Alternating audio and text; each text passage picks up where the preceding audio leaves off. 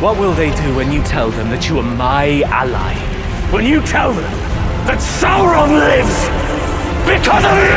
And you will die because of me! Hey, my name is Joss Corvus and I'm here as ever to discuss all things story. Here we're looking at Rings of Power episode 8. It's done, it's over, we know who, ×2. Now I think of it, was that all the episode resolved, the mystery? I think it was, which in a nutshell is the problem. We have an 8-hour fantasy adventure series culminating in a murder mystery reveal and not a fantastical showdown. There is no coming together of the storylines in a desperate battle against a greater power. We get different narratives simply devolving into a mystery reveal and some tying up loose ends, and the long goodbye. Ironically, for a series named after powerful rings, we don't see any rings do anything powerful at all. We did get the best scene in the series in my honest opinion, and we had the best line in the series as well. Galadriel, you're as wet as a river rock.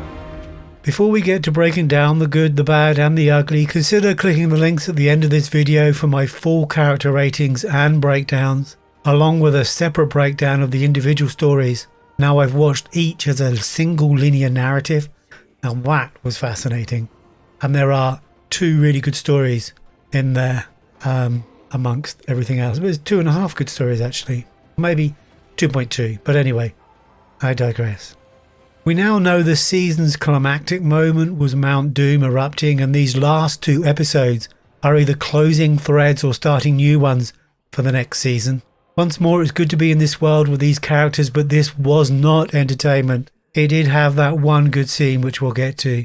The episode starts with Meteor Man stumbling his way through the woods. To this moment, I have no idea how following a star constellation was going to take him to a specific location in Middle-earth. I know navigating by stars is a thing, but don't you have to learn that? The Earth rotates under the stars, right? So, nothing is relative. Imagine one minute you come across Nori having a moment and the next you're looking at this. Yikes. We are told Meteor Man is Sauron, and even though we don't buy it, we're still wounded enough by the coin-tossed plot development to half believe it might be true. I'm presuming Meteor Man would have no idea who Sauron is, whether being Sauron is a good or bad thing. Then we're at Eregion, the city of the elven smithies. The fact this is home to the elven smithies, it's a city of smithies, is worth remembering at the end of this show. There is no mention at all of the new furnace Elrond's whole story arc was founded on, whether we're in it or whether this building is it. I wasn't sure if this structure was scaffolding or whether it was just designed like that. Either way, a beautiful shot. Celebrimbor and Elrond use plot exposition for anyone who needs reminding we spent the best part of 7 hours trying to obtain vast quantities of mithril and only have 1 nugget to show for our efforts.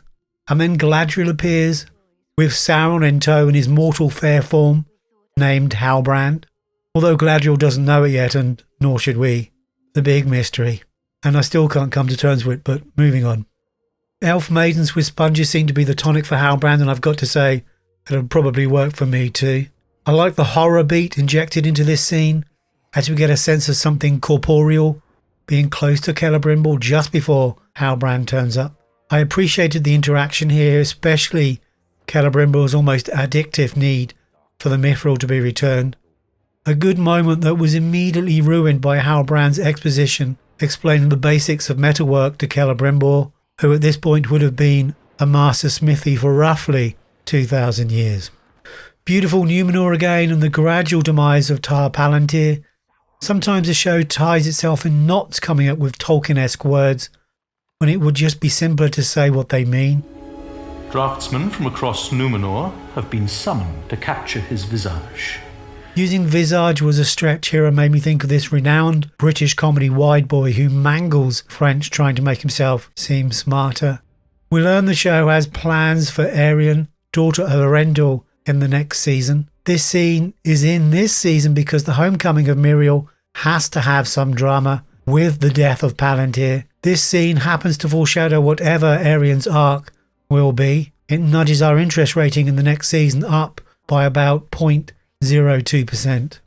Considering this scene for a moment, we should revel in the beautiful costumes, sets, props and cinematography in almost every scene of the entire show. It's a reminder for all the faults in storytelling. A lot of people grafted brilliantly to invoke the world of Middle-earth in our imaginations. This scene is a perfect example of the good and the bad in Rings. It looks gorgeous in every aspect. The actors are doing the best they can with the contrived Mithril will save the world storyline, but the net effect is the writing makes Gil-galad sound like a corporate manager making an impartial, long-term cost-benefits decision about a loss-making satellite office, and not the future of elves in Middle-earth. I thought Benjamin Walker was one of the few actors who came across as an elf who had lived and contemplated life over 1,000 years or more. The writing did little to help make this great character relatable. This scene is also notable for being the moment Galadriel starts to twig Halbrand.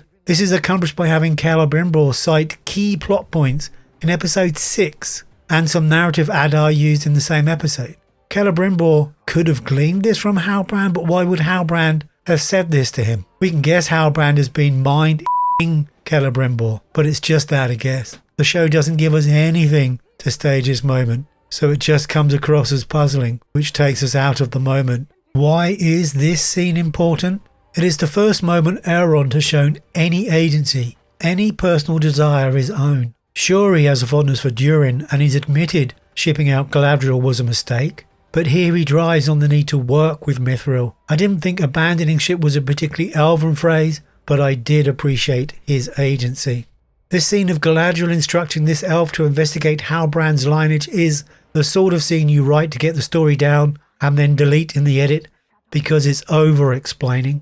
You only need to have the elf turn up with the scroll. Instructing him to find it can then be assumed. The scene is still here for the one-to-one Galadriel and Halbrand have immediately after, although this could have easily been inserted to any one of the preceding scenes. This scene is important though, it's a great character moment between the two. But like so much of these last 3 episodes, it should have been gradually foreshadowed from about 5 episodes out, where it could have been dramatically staged as the big reveal. It is absolutely fine for the audience to work out Halbrand is Sauron. It means the audience is involved in the story. It builds anticipation. The keywords here are anticipation and drama. Instead, foreshadowing was delivered as a cartload of Easter eggs and a whiff of sexual tension.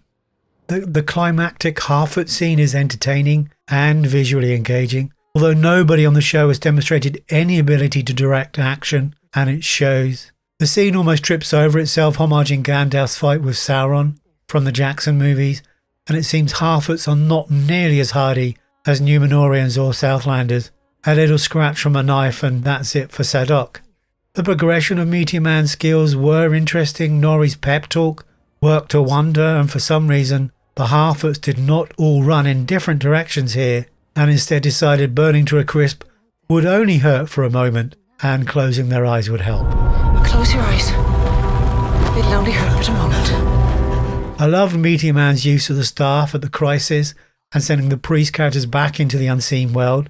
Of course, we don't want Meteor Man to be too overpowered, so the staff had to go too. This shot of Sadok invokes an emotional image, but we don't feel any connection. This mini fellowship only set off at the end of the last episode. We never journeyed with him anywhere. It's like the old guy you sometimes wave to down the street. You're sad at his passing, but you're not choking back tears or anything. Am I aggrieved this priest character got to do this, but Galadriel didn't? When this happened? You bet your life I am. I know a lot of Galadriel's power comes from the ring she's about to get, but damn if it would have been engaging for the audience if she could have done something like this. Move on, Corvus.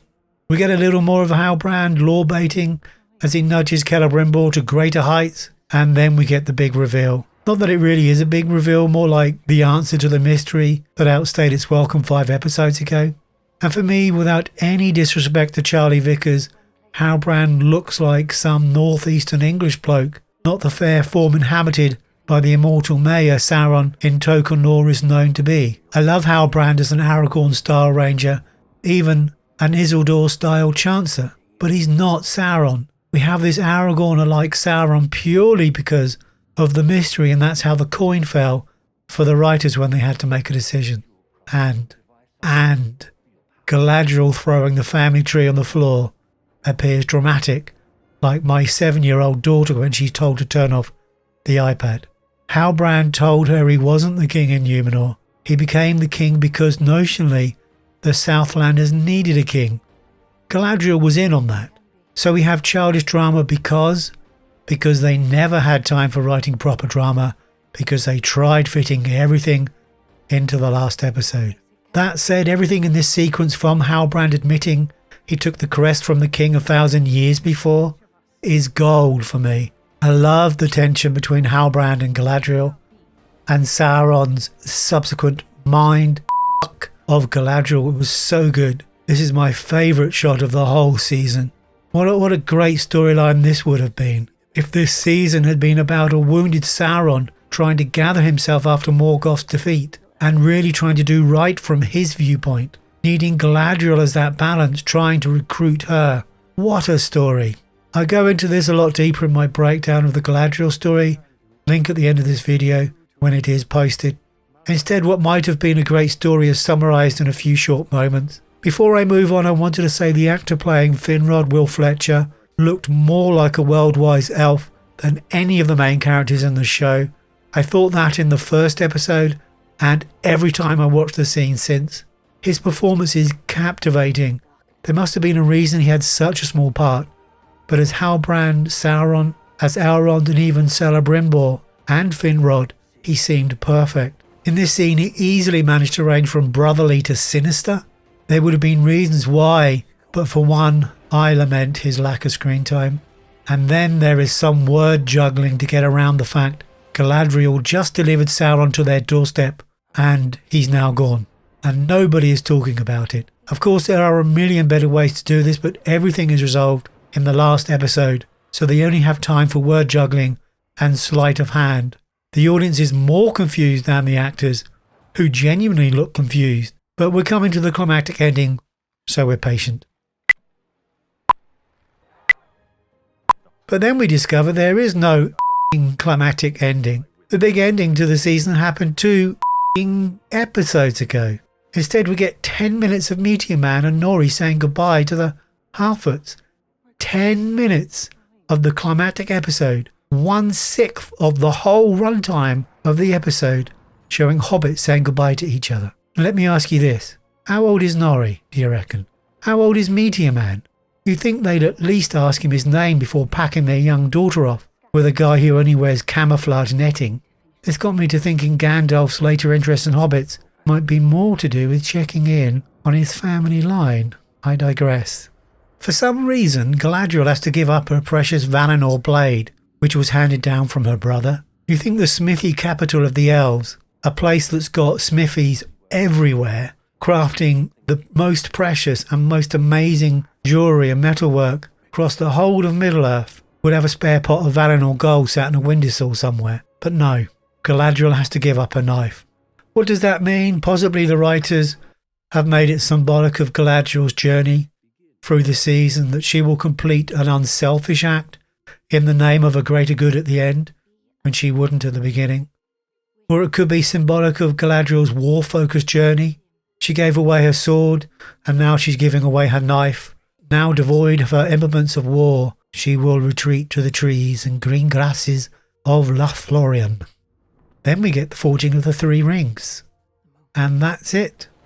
We see Halbrand in a very big cloak heading towards Mount Doom, and despite 10 minutes of Harfoot saying goodbye, we don't get a sniff of the rings actually doing what the whole season led up to them being forged to do, which was to cure the ills of elven life on Middle-earth. Not one picture of a hill tree, and I think I know why, because there is another tree. Overall, my sense is of the lost opportunity. There will be rabid fans and there will be rabid haters. In the middle will be the vast majority of the audience, left with a glittery sense of confusion.